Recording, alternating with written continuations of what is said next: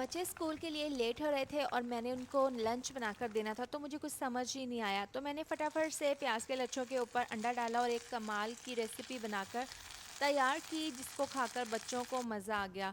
तो सिंपल क्या करना है, पैन के अंदर इस तरह से गोल स्लाइस में कटे हुए प्याज डाल दें, इसके ऊपर 2 चम्मच ऑयल डाल दें और 3 अदद अंडों को अच्छे से फेंट कर प्याज के लच्छों के ऊपर इस तरीके से डाल दें और इसको 2 मिनट के लिए पकने के लिए रख दें स्लो आंच पर। इतनी देर में आप वीडियो को लाइक कर दें और साथ में प्यारा सा कमेंट भी लाजमी कर दिया करें। रोटी को कच्चा पक्का पकाकर इस तरह से इसके ऊपर रखेंगे, इसके ऊपर 2 चम्मच ऑयल डाल देंगे। इसके बाद इसके ऊपर प्लेट रखकर इसकी साइड को हमने चेंज कर देना है और जो रोटी वाली साइड है उसको पैन के अंदर इस तरीके से डाल देंगे। अब इसके ऊपर स्ट्रिप्स में कटी हुई शिमला मिर्च और स्ट्रिप्स में कटी हुई गाजर डाल देंगे, 2 से 3 चम्मच टमाटो केचप डाल देंगे और इसको इस तरीके से चम्मच की मदद से फोल्ड कर देंगे। ऑयल डालकर दोनों साइड से पराठे को अच्छे से पका लेंगे। बहुत ही मज़ेदार और आसान सी रेसिपी तैयार है। बच्चे खाकर खुश हो गए थे। आप भी बनाएं, आपको खाकर मज़ा आ जाएगा।